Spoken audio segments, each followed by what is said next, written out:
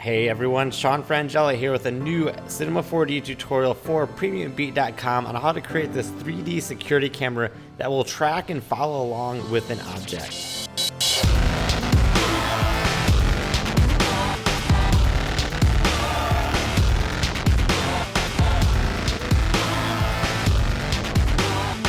So this is the animation we'll be working towards, and what's cool about this technique is if we look at our project file, this sphere is animating and the security camera is following along with its movement. And if we zoom in really close, we can see that it's actually pivoting around and there's only keyframes on the sphere. And then there's some clever stuff with a target tag that's making the head of the security camera actually move and pivot around. So it's a really clever way to do this. And if you had an animation with the character and a security camera is following him or something, you can do some really cool stuff with this. And we'll even add an extra little camera inside of the security camera model. So say we wanted to see what that security camera is seeing, we can pop in here and there's actually a B camera. That's what the camera is seeing and looking at. So we'll start with modeling this whole thing from scratch and then add the tags and animation to have it track along. So I'll just create a new file in Cinema 4D. And when I was looking around for some research for this project, I found a lot of security cameras of these kind of old 80s ones. And I found this one that I really liked that kind of looked more subtle and a little futuristic, but had some nice metal and textures. So I'm going to base my idea on roughly this one, but we can kind of wing it a little and have some fun with the modeling and not necessarily have to get really accurate with this. So what I'm going to do for this is I'll start with the base and I'm going to model that flat on the ground. So what I'm going to do to start that is just grab a circle and put it on XZ. And then I'm going to duplicate that by holding Command and drag it up just to get a loft started. So I'm going to grab a loft and drag both of those in, and then I'll press NB to see my geometry. And now I can keep making copies of this and scale them in and move them up to create this first little shape that we see down here. So we'll create the plate and then this arm and then kind of create it in parts and end with kind of the head and the lens and all of that. So for this base plate, we'll just use this loft method. So we'll just create a couple circles, and every time we create a new one, it's gonna bend it and pull that geometry in. And then if we ever wanted, we can see it's kind of bowing.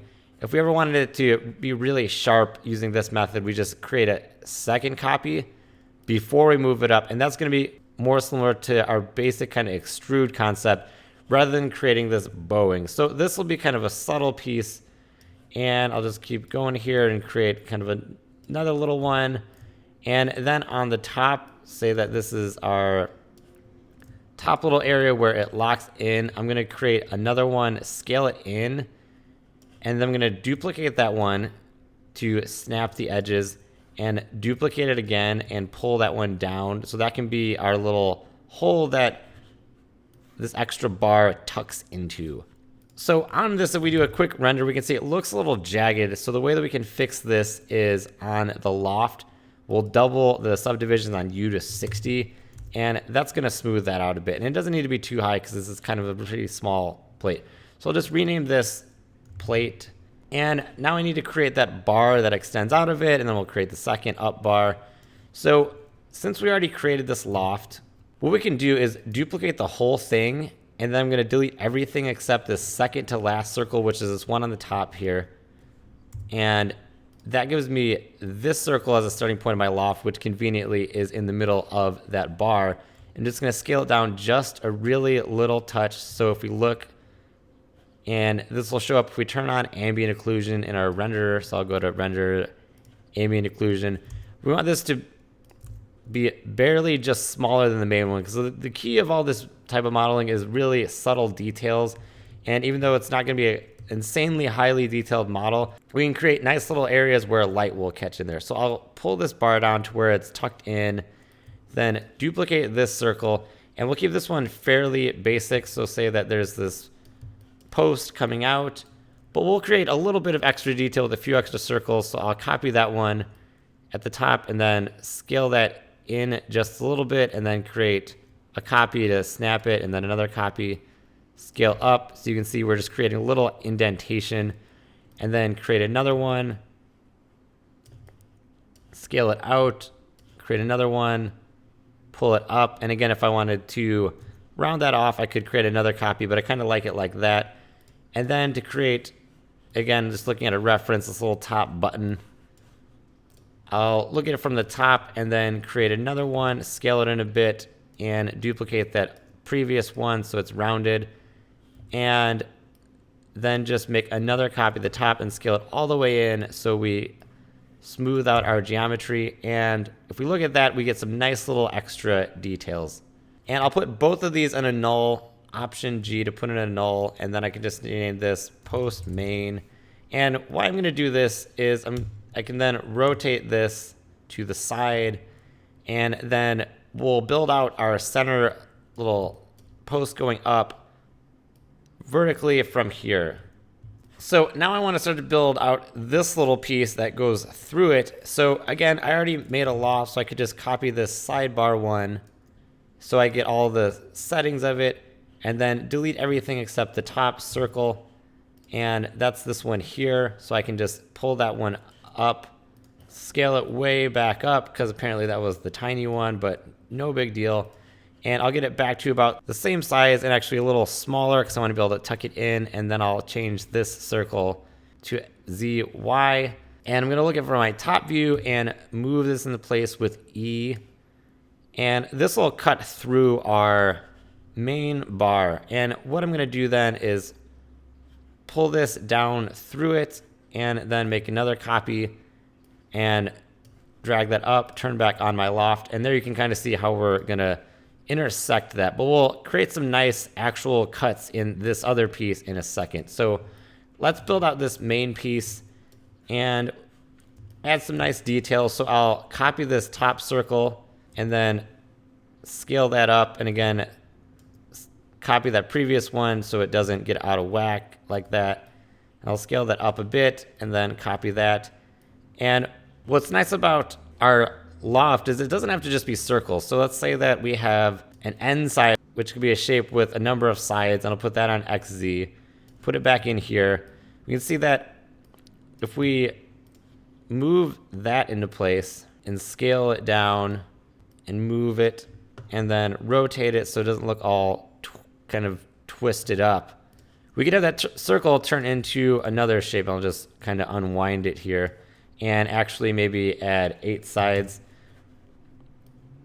and then twist it back. So it's convenient using a loft because you don't necessarily have to go from all circles. So it's definitely not just all circles, and you can get some nice kind of industrial shapes with it. So on this top one, again, I'll just copy this end side and scale that down, and you can really see if it starts to balloon up if you don't have that extra copy. So put that in there and maybe just move it up just a bit and scale it in just a little to create a nice little bevel, because we always want nice bevels on our edges if possible. And then on this bottom one, I'm going to do a similar idea. I'll copy this circle, scale it slightly in and move it slightly down, then make another copy, scale it slightly more in, make another copy, pull that down and make another copy, pull that one down. We'll get kind of a spherical shape out of this. So we'll scale this one down, scale this one down, and we can put a copy in the middle of it, kind of smooth this out if we need to, and just keep scaling. And again, you can see that this is a really nice way to create some kind of industrial machined shapes without modeling it in a destructive way, which makes it easy to continue to make changes. So those are kind of our main pegs and bolts. And if we turned on ambient occlusion in our render settings, which is on, we can see it, we get some nice shadows. But let's actually cut a little part out of this. So let's assume there's enough machining to where it can sit in there. So what I'm going to do is duplicate this whole sidebar, put it in our main post, and I'm going to turn off the main one for a second. And then in this copy, I'm going to delete everything except this center post. So I'm going to delete most of the circles down until just I have that main post. So it looks like it's this one and that one. So I'll delete everything except those 2 circles. And then what I'm going to do is call this loft cut. And I'm going to create a bool object up here under the array. And I go to bool. And I'll put this in my post main null. And I'm going to take the cut and my sidebar drop them both under the bool, and it's going to do it the opposite way first. But what I can do is change the order of those, and then it's going to cut into this sidebar, this cut. And you could go to the bool, and I could have done b subtract a, but that's fine. And now if I turn back on my main sidebar, what's nice about this is it doesn't look like much happened, but if I do a quick render, we can see that there's a little cut. We can see it a little more if I go into my cut and scale the circles up slightly. And then if we do a render, again, it's subtle, but we can see that it looks like this is actually machined to fit together. And these are nice touches with industrial and mechanical objects. So let's create this little hub for the head rotation now. And we'll create a little more custom shape for that because it's not as simple as just one of these main circles. So to create that, I'm going to first start with a rectangle, and I'm going to add rounding on it, and I'll take that down to 25. And then I'm going to add a circle, and that'll be the same size, and I'll just slide that down a bit. Then I'm going to create a spline mask up here under array, and I'll drop both of those in, and then move that circle down to make sure it's not intersecting incorrectly. And this is similar to using the Pathfinder and Illustrator to combine things. So then I can, on this, press C, and it's going to make that editable. And now I have this as a shape. So I can use this to add to lofts or extrudes. So I'll line this up in my front view and just move it up, scale it down with T, and get this little head rotation part into place. And if I want to make further adjustments, I can get into point mode and then grab my marquee selection from up here and grab these and just move them down. And I can even press T and scale them up a bit and go back to model mode. And then what I could do is same thing as the last one. I'm going to put this on the side and I'll duplicate it, put it on the other side, and then drop that into a loft up here. So I'll drop both in. And now I don't want this just extruding and looking like these flat objects. What I want to do on the loft is I'm going to add caps. So I'll go fillet cap under caps, and then turn the steps up to 2 on both sides. And then on each of these, I'm going to rotate them a bit, but I want it to match. So I'm going to go down here to rotation and put in under P on this left one, I'll do -15 or maybe -10, and just make sure that's not intersecting completely. And on the other one, I'll do +10, and again, just slide it over with E. And maybe look from my front view and make sure this is coming out exact. And if the axis ever gets out of whack with these lofts and lays, what I can do is go to Mesh, Axis Center, check Include All Children Objects, Execute, and that's going to fix the center point, which is going to be useful later when we're using a lot more anchor points.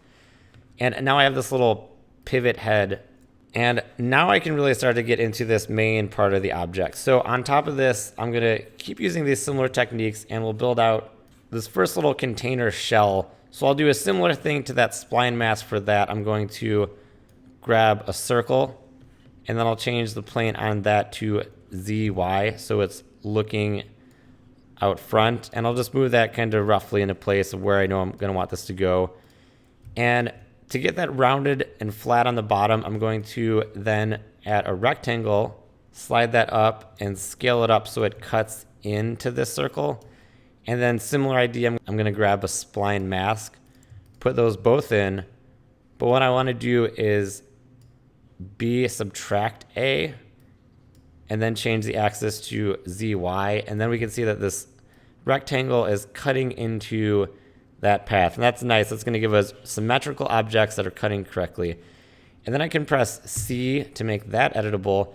But now if I don't want these exactly pointy, I can go to point mode, get my live selection, and grab both of these, and then right click soft interpolation. And it looks like I have an extra point on this side, so that's fine. I can click that and just delete it. And then again, I'll just click both of these ones in the edge, right click, soft interpolation, and then I can grab each of these and move the handles if I need to with the move tool, and then I can hold shift to just drag one.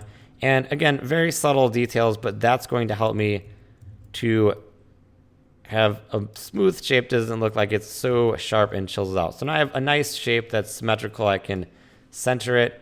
And I can keep reusing this for the main part of this little shell and then build another one on the outside. So now that I have that one, I can keep using these techniques we already started to learn. And it looks like there's a point that got kind of out of whack, but that's fine. I can go to point mode again, and maybe I accidentally move this, and I'll just hold shift to snap and just make sure this one is tucked back under that. And there we go, problem solved. So anyway, I can use this and do a similar thing. So I'll make another copy, drag it back, and this will be my main part of my security camera. So I'll grab another loft, put this in, connect both of them, and then we have our main kind of tube. So on this bottom one, which represents the front, I can pull that forward, and I could even rotate it a little so we get that nice angle. And I'll do the same thing with the back while holding shift to rotate. So then we get this nice little angled camera, and I can look at my side view and to make sure that these are not getting off. And if they do, I could just rotate those back into place, no big deal. So then we have our main shape, and what I can do is grab this first one, and same idea, I'm gonna copy it, scale it down, and we're getting this nice little inset geometry. And then I'll make another copy, scale it down just a little, and then another one and push it in and scale it down just a little, and then another one and then just scale that down a bit, and then grab another one and push that in, and then copy that previous one so it's sharp. And then we have some nice little insets for where our lens is gonna sit. And similar to the other one, I can go to the loft and turn subdivisions up to 60 to double it.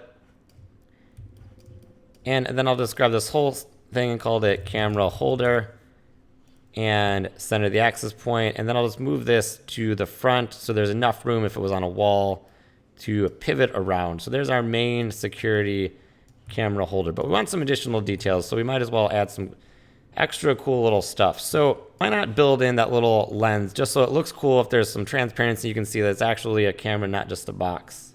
So what I can do to add that in is on my camera holder, and I'll just rename this other one pivot bar just so I have them all keep track of. I'm going to grab this and go to caps and change type to n-gons, which I usually wouldn't want to do, but that way I can grab just this one flat one. So what I'm going to do is, to make sure I don't lose this, duplicate this whole camera holder, and I'll turn this first one off. And then I'm going to press C to make that editable. And what that's going to do is give me the camera holder, and each cap is a separate object. So we can kind of quickly create some basic textures and create a transparent one for just this cap. So down here, I'll double click and create one and call it main. And I'll just change the color to kind of a bluish gray, just to have something on this. And then I'll turn reflection and Fresnel on. And then I'll make another one and call it glass and turn on transparency and change refraction to 1.52, which is glass. And then for this transparent one, I'm going to drag that just onto this front cap. So then if we do a quick render, we can see that it's transparent, but we'll get some refraction, and that'll look nice. So what I can do to create this little lens inside of there is, first I'm going to grab that copy of the camera holder I made and make a copy of it. And then I'll delete everything except this front cap. So this one right here, I'll delete everything, and I'll turn all this back on. And then I'm just going to move that one spline a little further back. And then we have a flat surface inside of there. And what I can do is just move this maybe a little further back. And then I'm going to use the same idea to make the circles. Grab a circle, put it on plane ZY, and then I'll move it up on my side view up inside of here. And we'll just have that poke out of our lens, and we can, on my main camera, fix that rotation so now it's flat. So we have this flat surface, and then I have a circle, and then I'll put that circle into a loft. And then we can do the same sort of thing. We'll duplicate the circle, pull it out to create an extrusion, duplicate it again to scale it in, and then we'll just repeat this process until we get to the center. So there's another copy, and we'll move it in a bit, and we can duplicate these so it's hard edges or however you wanted to have the beveling go. And on this loft, same thing, let's double the subdivisions. And then I'm just going to keep creating copies of the circle and pushing them slightly in to create that lens until I get to the center. So I'll just keep going, scale one down, and then push in the other, then make a copy, scale it down, make a copy, push it in. And this could be as detailed as you want it to. I don't want to spend too much time taking away from getting to the point of this, but it's worth noting how quickly you can do this stuff and how useful using some of these methods are. So it looks like I'm intersecting that, so I'll just pull the whole thing out a little bit and then back to creating a copy, and then I'll push it in. And now we can create a sphere. And again, I'll just look at my front view and my top view, and I'll just put that into place and scale it down. So that can be our little lens that sits inside of there and is reflective and looking through that. So a little bit of extra work, but now once this is actually moving around, it'll make a big difference and actually see that this thing has a lens and is rotating around. So now what I want to do is group all of this stuff together in a null. So first I'll rename this lens and group those two as lens container. And I want to put all of this in a null, so I have all of my camera parts. So I'll grab all those, Option G, and call this camera. And then within this, I want to create one group that's all just this head. So we can see this is just the head, and we have our pivot var. So I'm going to grab all of those and put that in a null and call that camera top. And now if I press L, I can move the anchor point of this in three-dimensional space to sit exactly where this pivot point would be rotating. And it looks like the top of my camera got a little off. So that's fine. I can just grab everything except the pivot var and just rotate it a little. And what we do with this camera top is use our move axis and put it right at this pivot point. So now if we rotate and move this around, it's rotating on this head. But rather than animating that happening, what we can do is, let's say we have an object. So I'll just create a sphere and move it out into space over here. What we can do is take that camera top and add a target tag and have it look at this. And what we might have to do is add one more null in case it gets out of position. So I'll first Cinema 4D tag target, and in target objects, I'm gonna drag this sphere, and it's gonna redo the axis point. So what we wanna do actually, so we can reset this, is I'm gonna put all the camera top in a new null. I'll call this target null.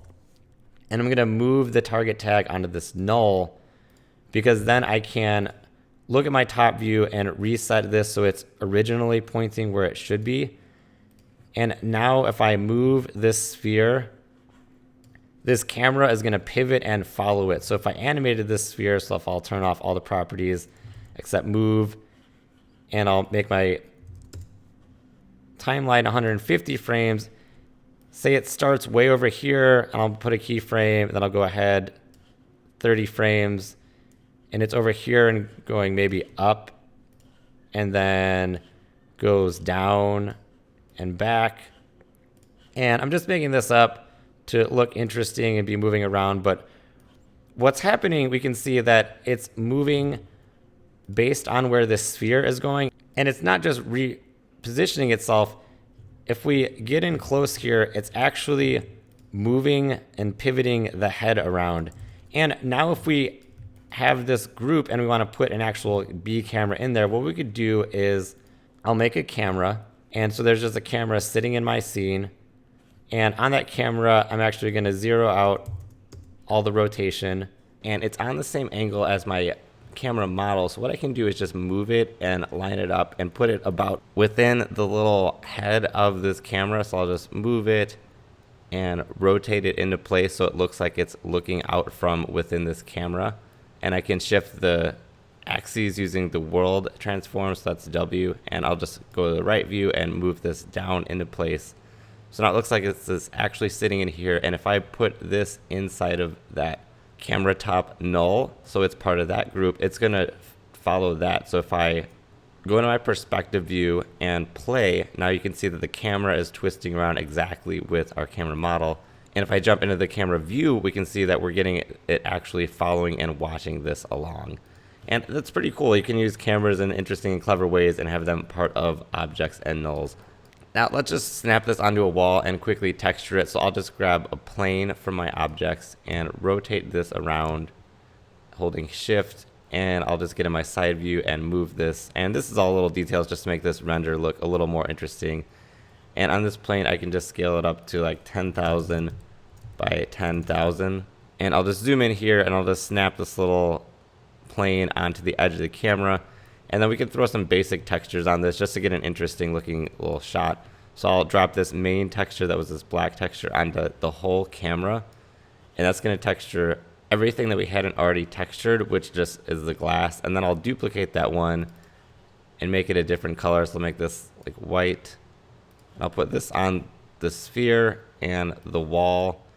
And then we'll just throw one little light in this scene. So we'll grab a light and I'll put it over here and kind of up and towards the front, and change the colors to a little bit of a tan and put shadows on soft. So now if we play, we got our camera model, snap it around, it'll follow this object, and this could be anything. It could be a null, it could be a character, and if we do a quick render, we're getting a nice little shot. And if we go kind of in different spots, we can see that we're getting a nice little reflective camera, and when it points at here, we can see that it's actually transparent in there. And we're pretty close to our render that I had here of the camera model snapping around and looking at this model. So this has been Sean Frangella teaching you how to make this 3D camera model that will follow and track an object. Be sure to stop by premiumbeat.com for all your music and sound effect needs, and check out the blog on premiumbeat.com for tips and tricks on Cinema 4D, After Effects, and other animation applications. If you want to see more of what I do, you can check out SeanFrangella.com and YouTube.com/SeanFrangella. And as always, thanks for watching. Be sure to subscribe to all Premium Beat channels on YouTube and Vimeo to get more animation tutorials. And I will see you at the next video.